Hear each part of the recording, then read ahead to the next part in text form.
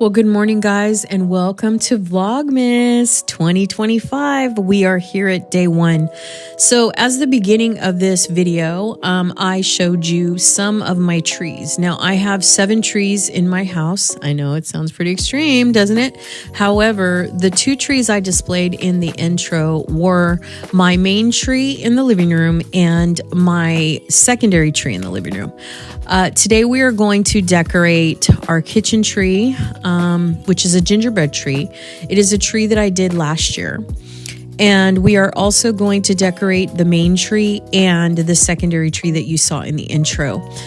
Any other trees that I have in the home will be in separate videos, so stay tuned. This whole first week of Vlogmas will be me decorating our trees. Now, I waited intentionally for Vlogmas this year of 2025 to decorate my trees. Now, I normally have my home decorated pre-Thanksgiving, but we moved in May of 2025 and we are just a little bit, behind, to be honest.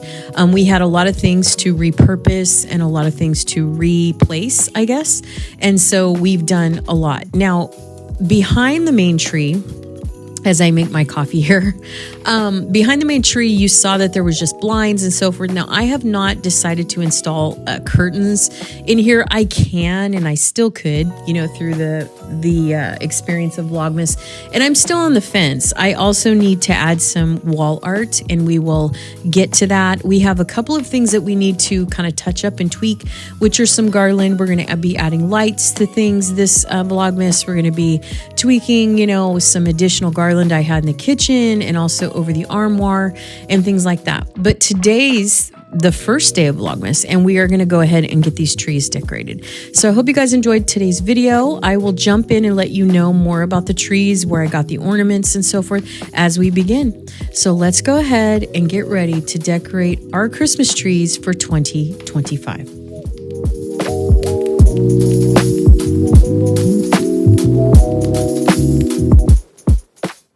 Okay guys, so we're gonna start here in my kitchen. If you saw my very first decorating video on my shopping channel, I decorated this kitchen for the very first time, and I struggled on where to decide to put this tree. I had put it on the other side of the kitchen near the pantry, and it kind of stuck out too much.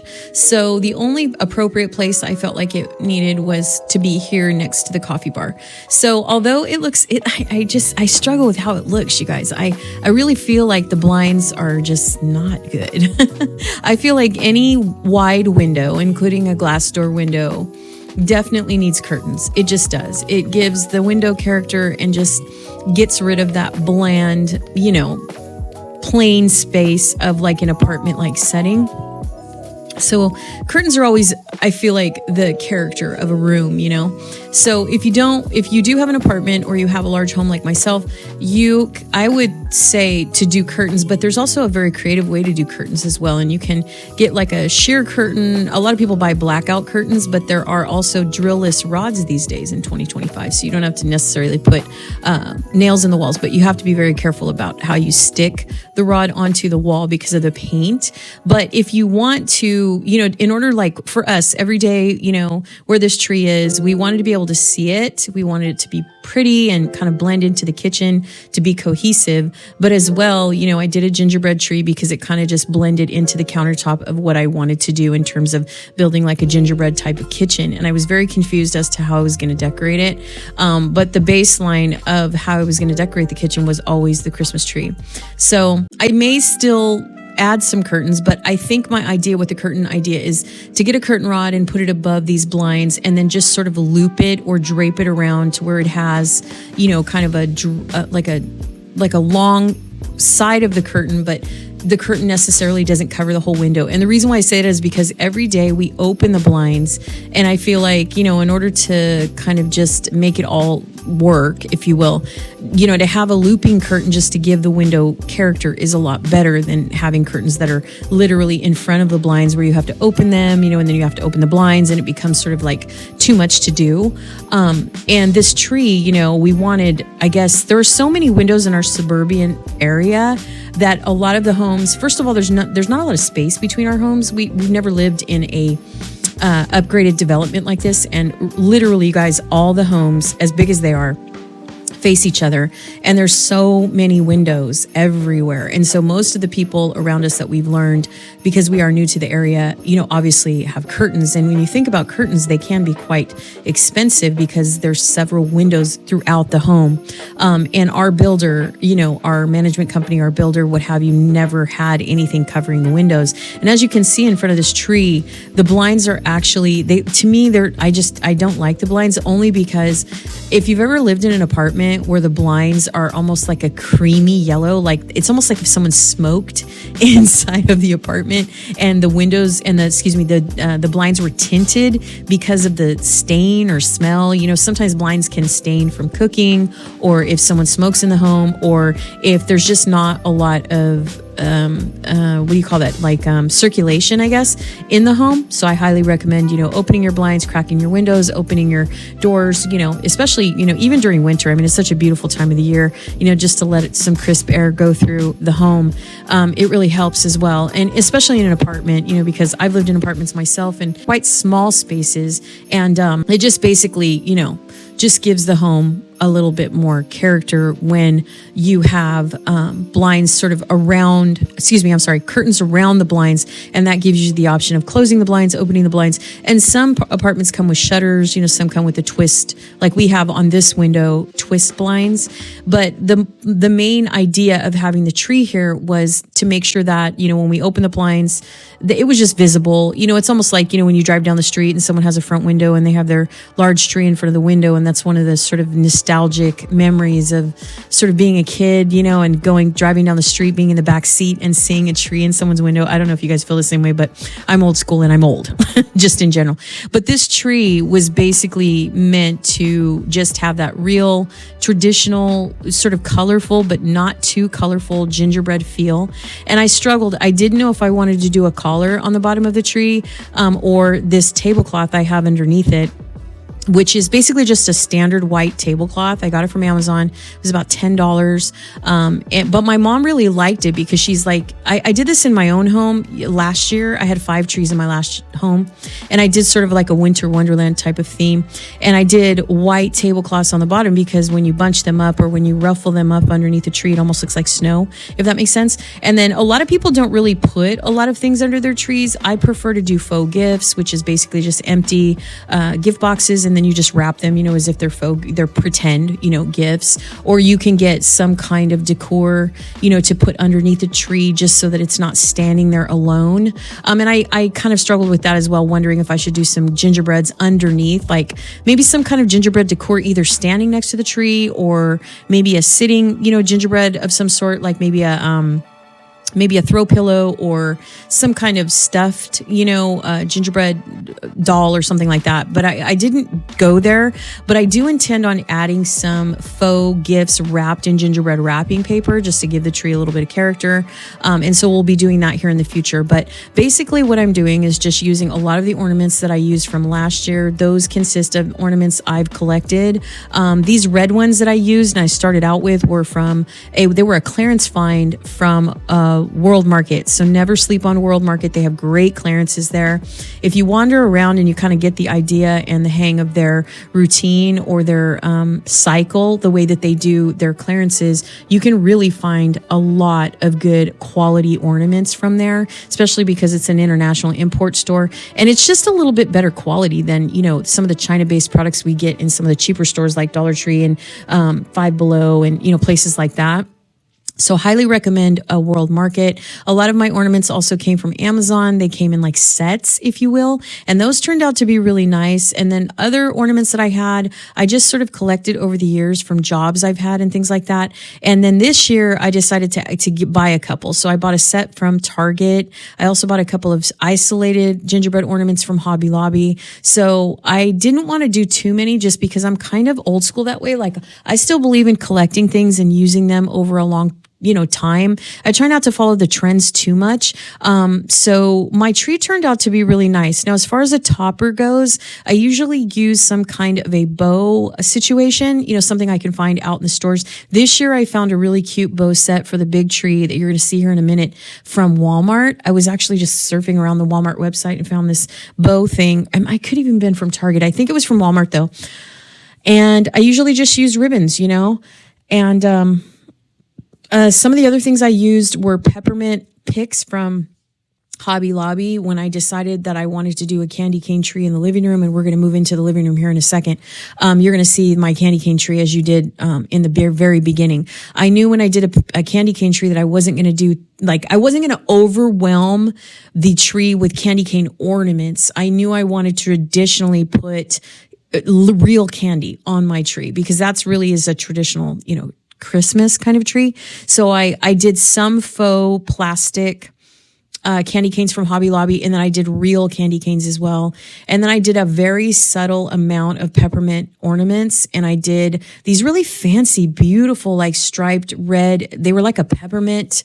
They're called pine cone, I think. I think they're called pine cone ornaments, you know, where they're shaped kind of weird. And I kind of showed you that in the beginning, but they're so beautiful. But because I knew I wanted my candy cane tree to not be crafty and cutesy, I wanted it to be really elegant. I also used some stained plastic. It's like stained glass, but they were stained plastic, red ornaments on the tree, and they turned out absolutely gorgeous. And so my tree, if you were to see it in real time, in person, my trees turned out so beautiful.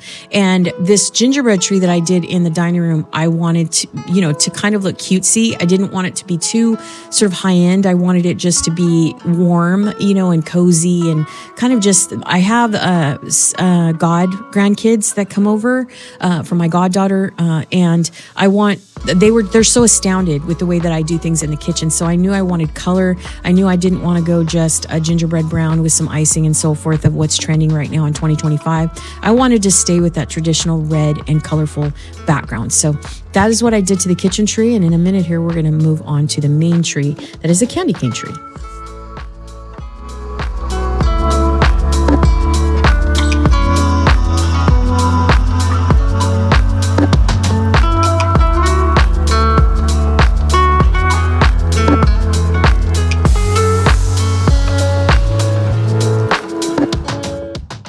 Okay, so now we're going to move into the living room, and I am going to start on this tree. I always imagined that I was going to do a candy cane tree this year. Again, very still frustrated kind of with the walls because they're so bare. I hadn't put any wall art on there or anything.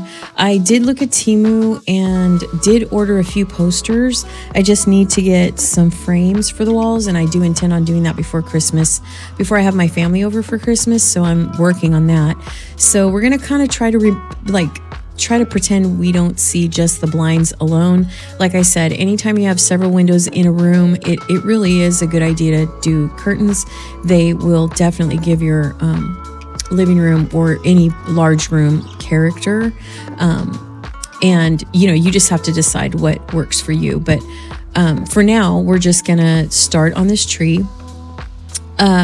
I always wanted to have this tree a candy cane tree, and so I wasn't sure exactly how I wanted to execute that. So basically, in my mind, I never really imagined a lot of candy cane ornaments per se. I knew that I wanted the tree to look like kind of elegant. I didn't want it to be too cutesy. As I mentioned, I use that word as well in the kitchen, but this one I really kind of wanted it to be candy cane, but I wanted it to be classy. I didn't want it to be too farmhouse. I didn't want it to be too loud. I just wanted it to be really simple, but, you know, candy cane, like, I wanted the primary element of the tree to be candy cane. So later you're going to see, like you did in the intro, that I did get some candy cane or peppermint, if you will, wrapping paper, and I did some faux gifts on the ground. I do have a couple of other styles of wrapping paper that I haven't put under the tree to date. I need to finish that. I have another candy cane wrapping paper style that I can wrap a couple more faux gifts for under there, and those are red. What you see under the tree is actually the peppermint stripe, you know, like on the candy canes. So hopefully you guys will like what I did with this tree. This is an 8-foot tree, I believe, without the stand. With the stand, I do believe it stands about 9 feet. It could be a little bit taller than that, but I'm not sure. And this tree is actually from Temu. It was $99 plus tax. Temu does advertise things on sale. I think it just depends on your own account and how much money you spend and what they're offering you. But, and this tree to me, it's not really high end. Like, it doesn't really look natural, to be honest. It's just your basic classic, you know, Christmas tree. I don't know what pine that is, but it's not necessarily, you know, a really good quality tree. The branches are very flexible and light, but it did come pre-lit. It does not have any functions on it though. It's just the white lights. I did buy fairy lights for these trees. Actually, I bought fairy lights for all of my trees. I placed a very large order with Walmart, and unfortunately just a couple of days ago, FedEx delivered the box to the wrong house, and it was an over $140 order. And so I had to call Walmart and everything. I did order a replacement, but with the replacement, I didn't purchase as many lights as I had before, and the reason being is because I waited and waited and waited for my fairy lights, but I knew that if I decorated the trees without putting the fairy lights on first, actually, I don't mean fairy lights, excuse me. I mean, twinkle lights is what I ordered. But, this tree as 9 feet, I think it has 600 lights on it. I mean, I'm not really sure. I know it's quite a few though. I do believe it's at least over 400 because it's so big, or at least that's the way it's advertised. And so the twinkle light strand that I ordered was large. It was, you know, I think I ordered a 500 light strand, which was like $17. And then for my other trees, I ordered I think it was $350 for each tree, for each 6.5 foot tree I had. And again, all of those lights were delivered to the wrong home. So I ended up having to reorder, but I couldn't wait any longer. Time was going by. So I ended up, you know, decorating this tree, my gingerbread tree, as you could see, the second tree that's across from this one. And then I do have fairy lights for the guest room and fairy lights for, I don't know. I have an extra box and I don't even think I'm going to use it because the trees that I have upstairs in my bedroom and in the loft and in the guest, actually the one, not this main tree we're looking at now, but the one across from it, I did that one kind of a Santa. You know, I wanted to base it around Santas, and because my mom loves Santas. So that one though is a 6.5 foot tree I got from Home Depot for actually $49. And it has multi-functions. So it does a lot of things. It's not twinkly though. It doesn't twinkle. That's the thing. It doesn't twinkle. But I just figured, you know, I just couldn't wait any longer. I needed to decorate my trees. So I have 2 boxes of twinkle lights, and I guess I decided to go ahead and use one in the guest room. That's coming up in the next video on day 2. But I don't think I'm going to use the twinkle lights upstairs in the loft, which is my office, or in my bedroom, only because the trees I have set up here, they already do multifunction things. They just don't twinkle, but they do flash on and off and things like that. You know, they're just not twinkly, if that makes sense. So for now, I'm just going to go ahead and probably just put one set of twinkle lights in the guest room, and we'll see how that works, because that one is an unlit tree. But yeah, I really hope I really hope you like the way this tree turns out. And yeah, we're just going to go ahead and finish it all up.